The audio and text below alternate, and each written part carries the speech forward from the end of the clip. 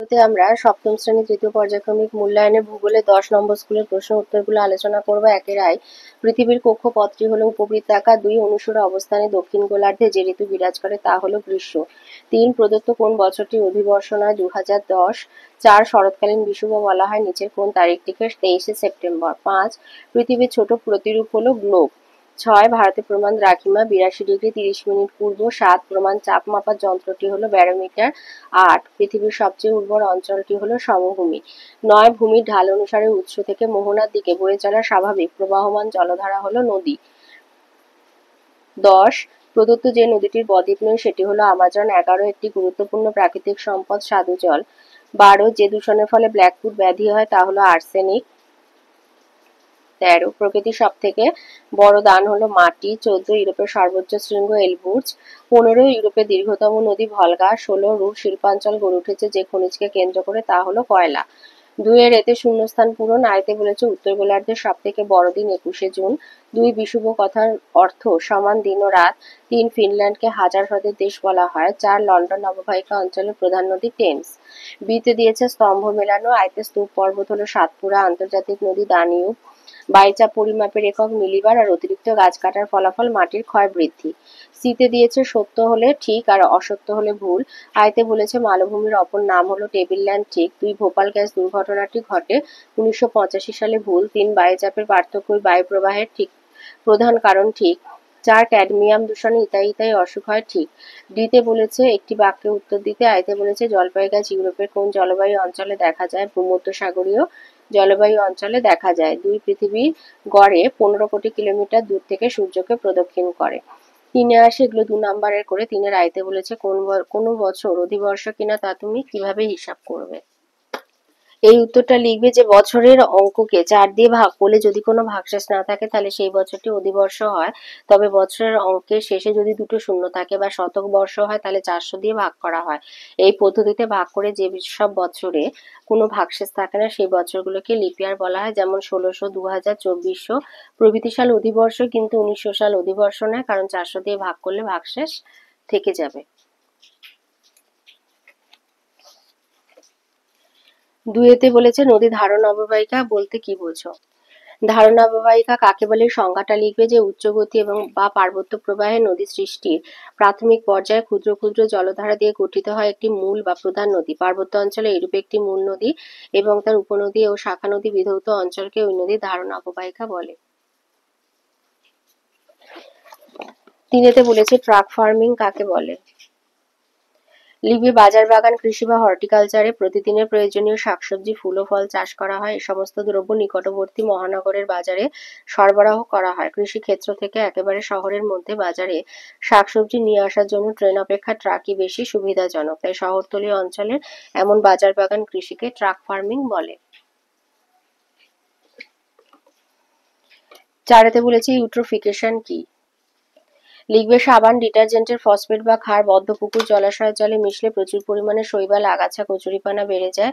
এর ফলে জলে দ্রবীভূত অক্সিজেনের পরিমাণ কমে গিয়ে মাছ ও জলজ প্রাণীরা মারা যায়। একে ইউট্রোফিকেশন বলে। 5-এ দিয়েছে অতিরিক্ত কীটনাশক ব্যবহারের 2টি কুফল লেখো। এই উত্তরটা লিখবে পুষ্টিমূল্য হ্রাস। অতিরিক্ত কীটনাশক জমিতে প্রয়োগের ফলে মাটির জৈব পদার্থ, খনিজ পদার্থ প্রভৃতি পুষ্টিমূল্যের ভারসাম্য হারিয়ে মাটি অনুর্বর হয়ে যায়। অণুজীবের মৃত্যু। মাটিতে বিভিন্ন ধরনের অণুজীব, কেঁচো প্রভৃতি বসবাস করে মাটিতে পর্যাপ্ত জল ও বায়ু চলাচলের সুযোগ করে দিয়ে পরোক্ষভাবে মাটিকে উর্বর করে তোলে, কিন্তু কীটনাশকের বিষক্রিয়ায় এই সমস্ত অণুজীবের মৃত্যু ঘটে মাটির উর্বরতা দ্রুত হ্রাস পায়। 6-তে বলেছে পুনঃরপ্তানি বন্দর কাকে বলে? পুনঃরপ্তানি বন্দর কাকে বলে? বিভিন্ন দেশের উৎপাদিত দ্রব্যসমূহ কোনো একটি বন্দরে আমদানি করা হয়, অতঃপর ওই নির্দিষ্ট বন্দরে ক্রয় বিক্রয় করার পর পুনরায় বন্দরের মাধ্যমে সেই সব পণ্য দ্রব্যাদি অন্য দেশে রপ্তানি করা হয়। এই বন্দরকে পুনঃরপ্তানি বন্দর বা মাধ্যম বন্দর বা আড়তদারি বন্দর বলা হয়।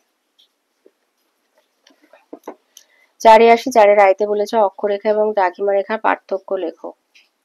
লিখবে যে অক্ষরেখা পৃথিবী সম অক্ষাংশযুক্ত স্থানগুলিকে যুক্ত করলে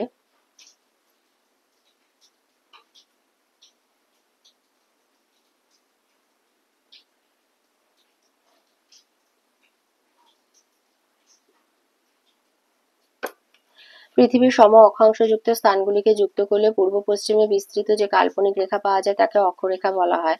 নিরক্ষরেখার উভয় দিকে সমান্তরালভাবে 1 ডিগ্রি অন্তর 89টি বৃত্তাকার অক্ষরেখা টানা যায়। অক্ষরেখাগুলি পূর্ণ বৃত্তাকার, প্রতিটি অক্ষরেখা পরস্পর সমান্তরাল। অক্ষরেখার সর্বোচ্চ মান 90 ডিগ্রি, সর্বনিম্ন মান 0 ডিগ্রি। পরস্পর সমান্তরাল হয় দুইটি অক্ষরেখার মধ্যবর্তী দূরত্ব সর্বদা সমান। অক্ষরেখাগুলোর পরিধি নিরক্ষরেখা থেকে উভয় মেরুর দিকে ক্রমশ কমতে কমতে অবশেষে দুটি বিন্দুতে পরিণত হয়। একই অক্ষরেখার সর্বত্র একই সময়ে সূর্যোদয়, মধ্যাহ্ন, সূর্যাস্ত হয় না, আগে পরে হয়। কোন স্থান নিরক্ষরেখা থেকে কতটা উত্তর বা দক্ষিণে অবস্থিত তা জানতে হলে অক্ষরেখার প্রয়োজন। একই অক্ষরেখার উপর অবস্থিত বিভিন্ন স্থানের উষ্ণতার মধ্যে খুব একটা তারতম্য হয় না। একই অক্ষরেখার উপর অবস্থিত বিভিন্ন স্থানে স্থানীয় সময়ের মধ্যে পার্থক্য দেখা যায়। দ্রাঘিমা রেখা হচ্ছে পৃথিবীর সমদ্রাঘিমাযুক্ত স্থানগুলিকে যুক্ত করলে উত্তর দক্ষিণে যে কাল্পনিক রেখা পাওয়া যায় তাকে দ্রাঘিমা রেখা বলে। মূল মধ্যরেখার উভয় দিকে 180টি অর্ধবৃত্তাকার দ্রাঘিমা রেখা টানা যায়। দ্রাঘিমা রেখাগুলি অর্ধবৃত্তাকার, প্রতিটি দ্রাঘিমা রেখা পরস্পর সমান্তরাল নয়। দ্রাঘিমা রেখার সর্বোচ্চ মান 180 ডিগ্রি, সর্বনিম্ন 0 ডিগ্রি। পরস্পর সমান্তরাল না হওয়ায় দুটি দ্রাঘিমা রেখার মধ্যবর্তী দূরত্ব নিরক্ষরেখার সবচেয়ে বেশি হয় এবং উত্তর ও দক্ষিণ দিকে এই দূরত্ব কমতে কমতে সুমেরু আর কুমেরু বিন্দুতে দ্রাঘিমা রেখা দুটি মিলিত হয়। দ্রাঘিমা রেখাগুলির পরিধি সর্বত্র সমান। দ্রাঘিমা রেখাগুলি পৃথিবীকে উত্তর দক্ষিণে বেষ্টন করে রয়েছে বলে একই দ্রাঘিমা রেখার সর্বত্র একই সময় সূর্যোদয়, মধ্যাহ্ন ও সূর্যাস্ত হয়। কোন স্থান মূল মধ্যরেখা থেকে কত পূর্বে বা পশ্চিমে অবস্থিত তা জানার জন্য দ্রাঘিমা রেখার প্রয়োজন। একই দ্রাঘিমা রেখার উপর অবস্থিত বিভিন্ন স্থানের উষ্ণতা তথা জলবায়ুর মধ্যে ব্যাপক পার্থক্য দেখা যায়। একই দ্রাঘিমা রেখার উপর অবস্থিত বিভিন্ন স্থানে স্থানীয় সময় একই রকম হয়।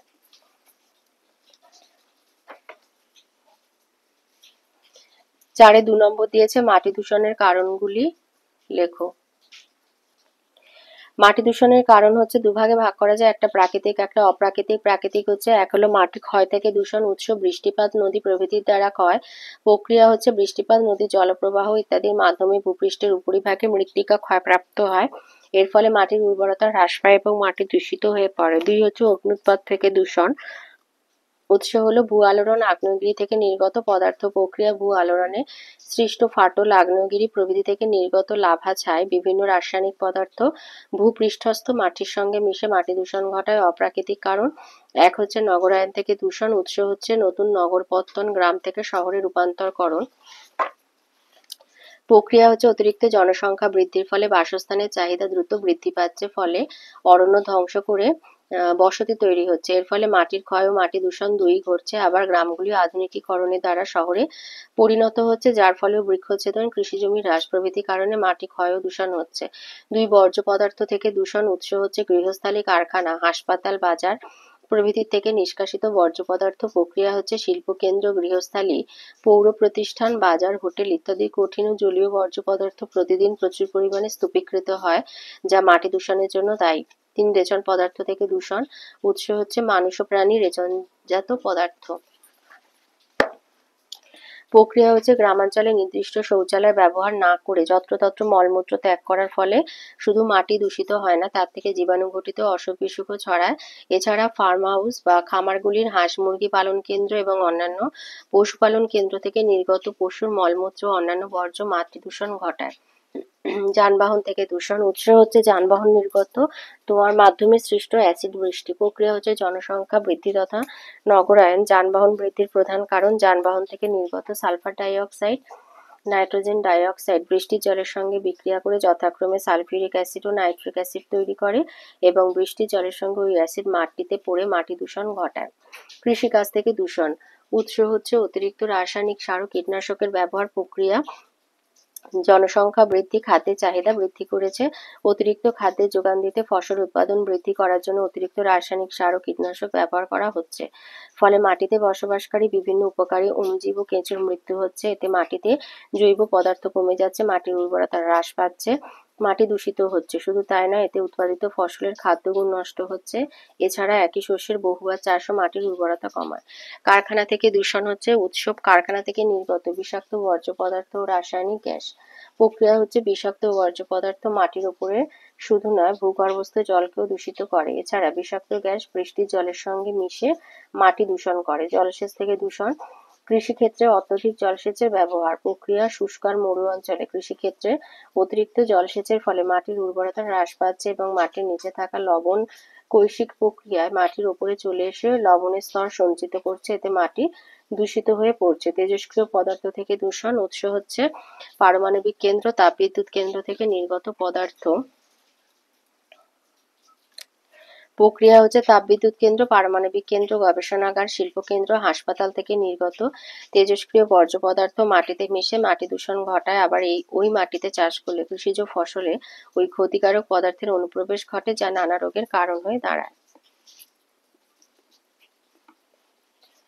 তিনি দিয়েছে পোল্ডার ভূমি কিভাবে তৈরি করা হয়।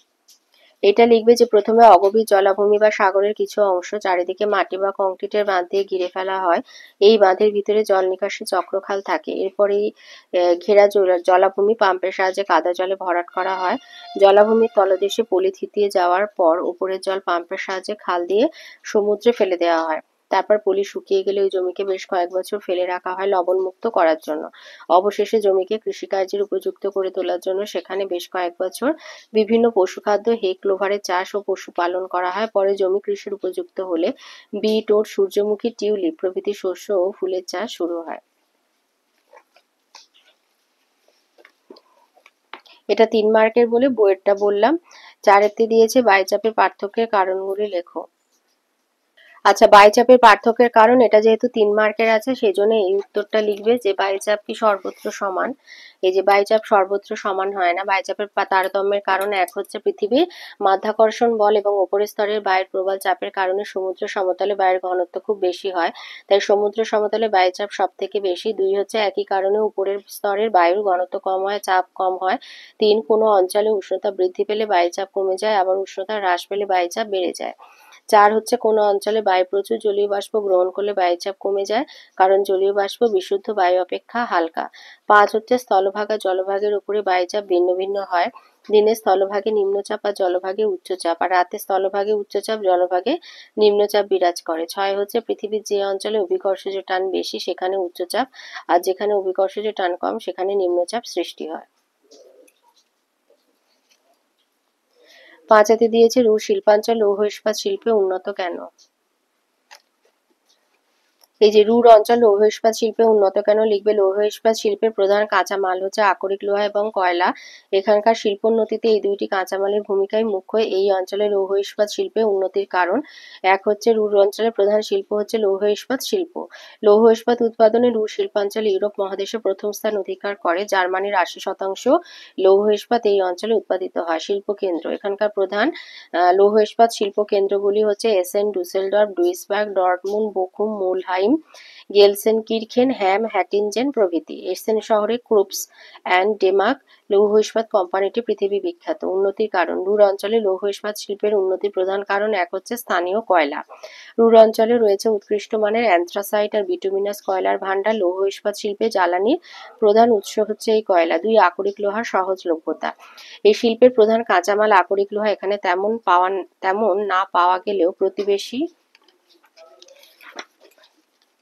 দেশ ফ্রান্স, সুইডেন, স্পেন, লুক্সেমবার্গ থেকে জলপথে সুলভে আমদানি করা হয়। জল, লৌহ ইস্পাত শিল্পের প্রয়োজনীয় জল রাইন এবং তার উপনদী রুর, লিপে, এমসার উপার থেকে পাওয়া যায়। উন্নত পরিবহন, রুর অঞ্চলে জলপথ, সড়কপথ এবং রেলপথ পরিবহন অত্যন্ত উন্নত হওয়ায় লৌহ ইস্পাত শিল্পের বিকাশ ঘটেছে। অন্যান্য কারণ, এছাড়া দক্ষ শ্রমিক, মূলধনের প্রাচুর্য, উন্নত প্রযুক্তিবিদ্যা, শিল্প অনুকূল সরকারি নীতি রুর অঞ্চলে লৌহ ইস্পাত শিল্পের উন্নতিতে গুরুত্বপূর্ণ ভূমিকা গ্রহণ করেছে। 4-এ 6 নম্বর প্রশ্ন, আগ্নেয় পর্বতকে সঞ্চয়জাত পর্বত বলা হয় কেন। লিখবে অন্তর্জাতীয় শক্তির প্রভাবে ভূগর্ভের অর্ধতরল সান্দ্র ম্যাগমা ভূত্বকের কোনো দুর্বল স্থানে সৃষ্ট ফাটল বরাবর বেরিয়ে ভূপৃষ্ঠে সঞ্চিত হয়ে কালক্রমে যে পর্বতের সৃষ্টি হয় তাকে আগ্নেয় পর্বত বলে। বিভিন্ন আগ্নেয় পদার্থ সঞ্চিত হয়ে পর্বত সৃষ্টি হয় বলে একে সঞ্চয়জাত পর্বতও বলা হয়। অনেক সময় আগ্নেয় পদার্থ সমূহ ভূগর্ভে সঞ্চিত হয়েও সঞ্চয়জাত পর্বত গঠিত হয়, যেমন জাপানের ফুজিয়ামা, ভারতের ব্যারেন আর নারকোন্ডাম। 5-এ আসি। 5-এর আয়তে দিয়েছে ইউরোপের সরলবর্গীয় অরণ্য আর স্টেপ তৃণভূমি সম্পর্কে যা জানো লেখো। এই যে সরলবর্গীয় তৈগা বনভূমির অবস্থান হচ্ছে ইউরোপ মহাদেশে 50 থেকে 70 ডিগ্রি উত্তর অক্ষাংশের মধ্যবর্তী অঞ্চলে নরওয়ে, সুইডেন, ফিনল্যান্ড, সুইজারল্যান্ড, ইউরোপীয় রাশিয়া এই বনভূমি অবস্থান করছে। জলবায়ু প্রকৃতি, এখানকার জলবায়ু অধিকতর শীতল, নাতিশীতোষ্ণ প্রকৃতির। স্বাভাবিক উদ্ভিদ সমূহ pine, fir, spruce, larch, willow, aspen, alder, hemlock, Douglas প্রভৃতি। বৈশিষ্ট্য হচ্ছে তুষারপাতের আঘাত থেকে রক্ষা পাওয়ার জন্য গাছগুলির পাতা ছুঁচলো। 2 হচ্ছে গাছগুলি শঙ্কু বা মোচাকৃতি। 3 হচ্ছে গাছগুলির কাঠ হলো নরম প্রকৃতির। 4 হচ্ছে একই প্রজাতির বৃক্ষ পাশাপাশি জন্মায় রাশিয়ার এই বনভূমি তৈগা নামে পরিচিত। আর ওর সাথে দিয়েছে স্টেপ তৃণভূমি। এই যে স্টেপ তৃণভূমি অবস্থান হচ্ছে, লিখবে যে ইউরোপ মহাদেশের মধ্য পূর্বাঞ্চল, Ukraine, Bosnia Herzegovina, Romania, Bulgaria, Hungary প্রভৃতি সমুদ্র থেকে বহু দূরে স্টেপ তৃণভূমি অবস্থিত। জলবায়ুর প্রকৃতি হচ্ছে, এখানে মহাদেশীয় চরমভাবাপন্ন জলবায়ু বিরাজ করে। স্বাভাবিক উদ্ভিদ, এখানকার তৃণগুলির মধ্যে আলফা আলফা, গামা, সাবাদিলা, রাই প্রভৃতি প্রধান। বৈশিষ্ট্য হচ্ছে, 1 হলো বৃষ্টিপাত কম বলে এখানে তৃণভূমি সৃষ্টি হয়েছে। 2 হচ্ছে এখানে মূলত ছোট ছোট ঘাস ও গুল্ম জাতীয় উদ্ভিদ জন্মায়। 3 তবে নদীর ধারে উইলো, এলম, ম্যাপেল প্রভৃতি গাছ জন্মায়। 4 সরু আর নরম ঘাসের এই তৃণভূমি পশুপালনের জন্য বিখ্যাত।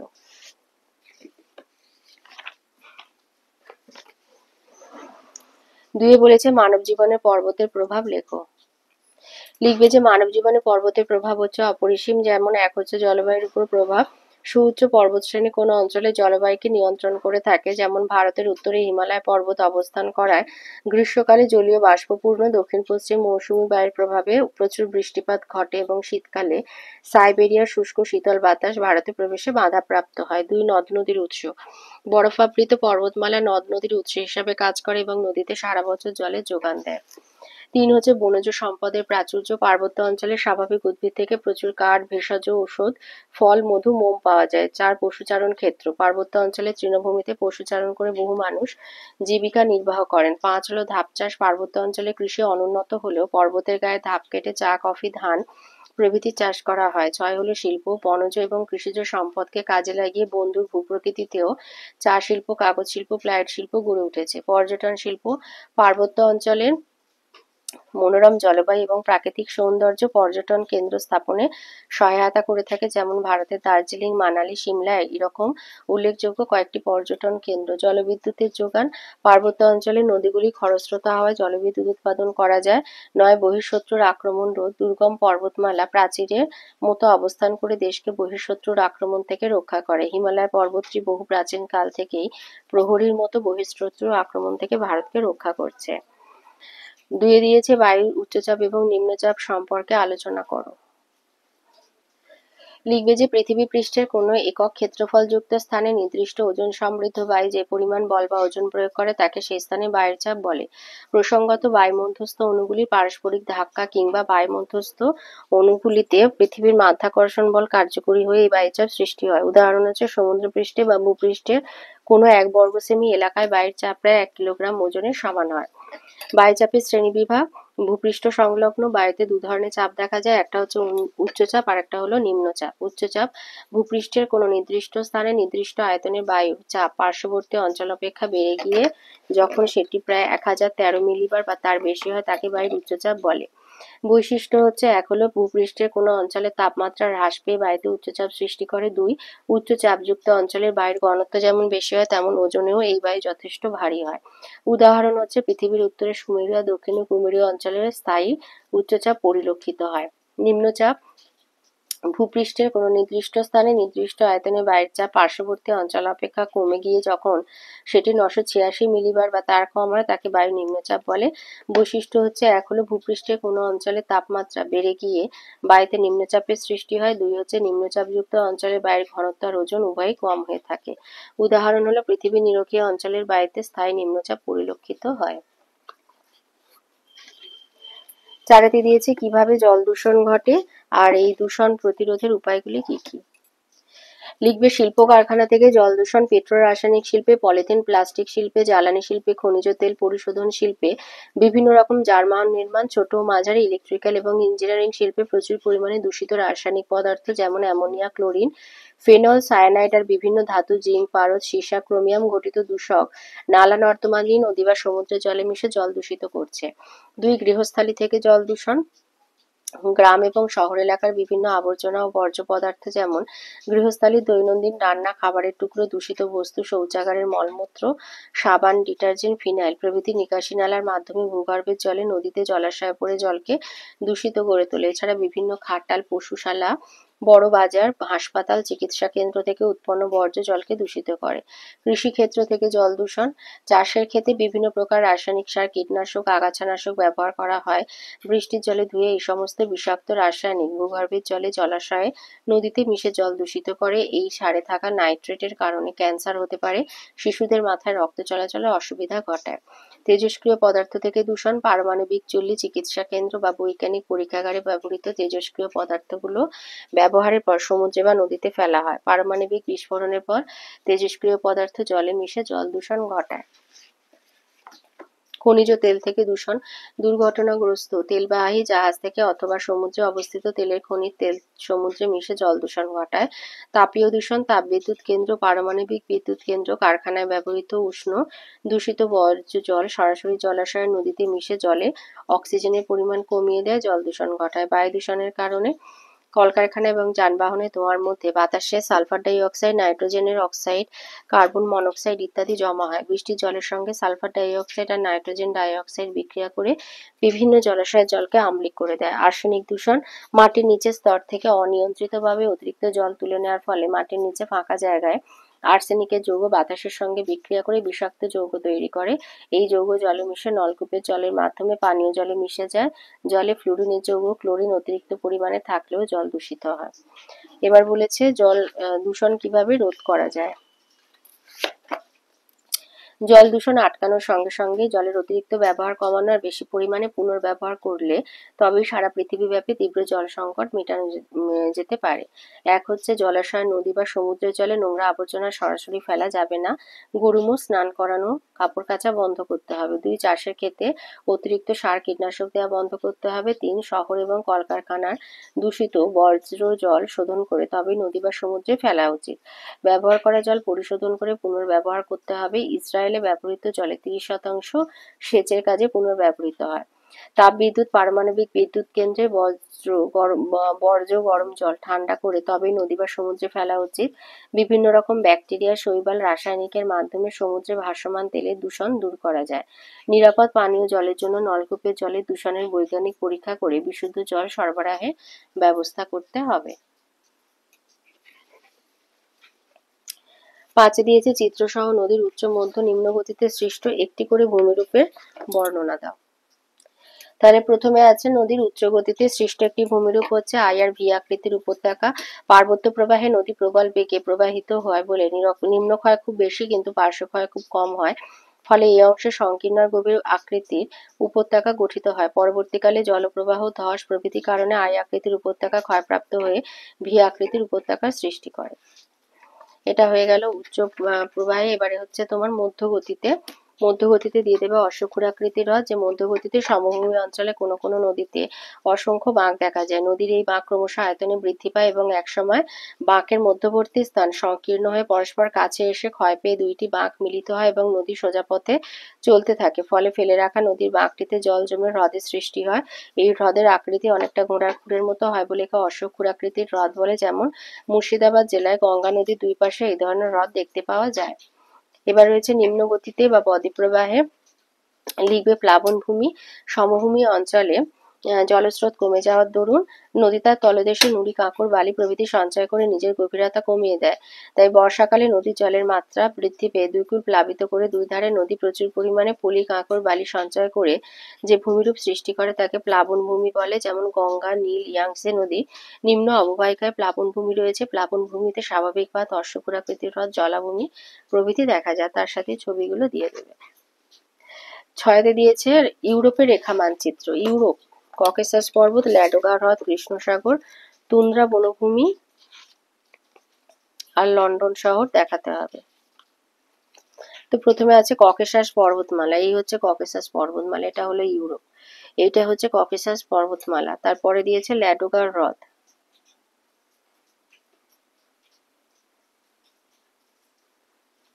এই হচ্ছে ল্যাডোগার হ্রদ। কোথায় গেল? এই যে, এইটা হচ্ছে ল্যাডোগার হ্রদ, এইটা। তার মানে ধরো তোমাদের ইউরোপের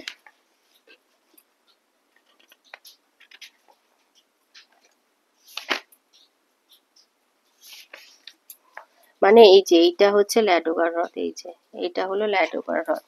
তারপরে রয়েছে কৃষ্ণ সাগর, এইটা হলো কৃষ্ণ সাগর। এরপরে আছে তুন্দ্রা বনভূমি,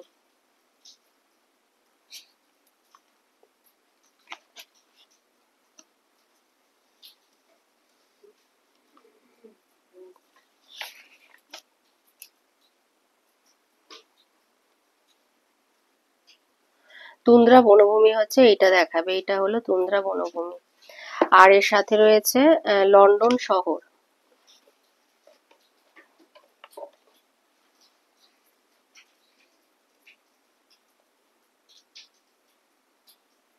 এটা হচ্ছে লন্ডন শহর, এখানটা দেখাবে।